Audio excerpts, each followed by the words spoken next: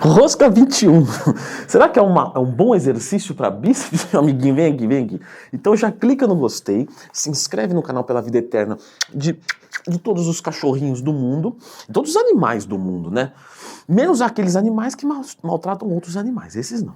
Rosca 21. Eu recebo muito essa dúvida dos alunos da consultoria. Leandrão, você normalmente não passa, né? Rosca 21. Por quê? E a grande verdade é que eu passo, né?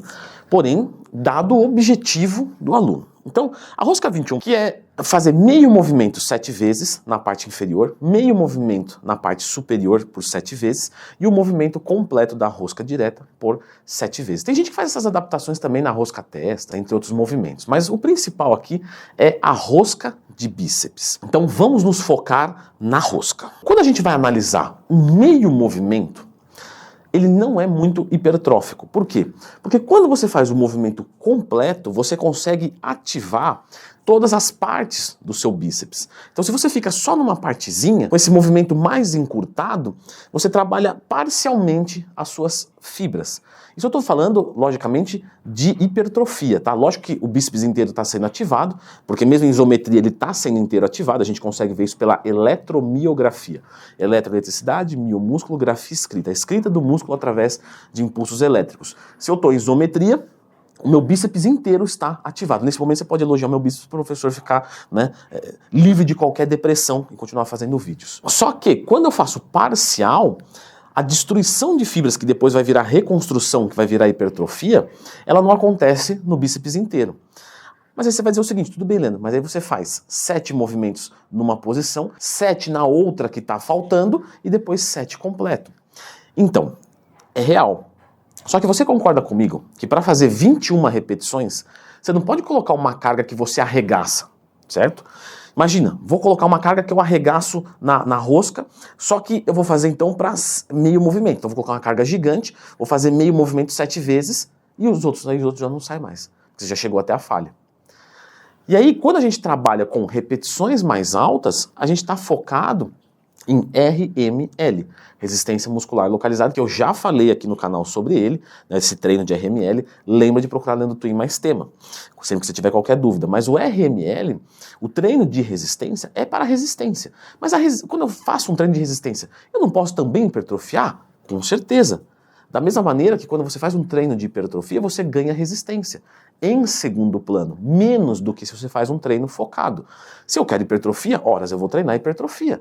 Isso não quer dizer que eu não vou ganhar força, resistência, mas eu vou ganhar mais hipertrofia. Então, se você trabalha com repetições altas e você chega até a falha na 21ª repetição, você tem que usar uma carga menor. E usando uma carga menor, você desenquadra esse treinamento do hipertrofia. Então isso quer dizer que o exercício é ruim? Não. Isso quer dizer que o exercício é para outra coisa. Pô, Leandro, mas eu vi o Arnold fazer... Tudo bem, né? O Arnold é o Arnold, eu sou fãzaço dele, lógico. Mas a gente está aqui discutindo o que a ciência vem para provar. Porque no final é isso. A ciência, ela quer justificar o que o fisiculturista faz. Ela não quer anular. Ela fala assim, legal, você faz isso, eu vou te explicar o porquê isso funciona, porque está evidente que funciona.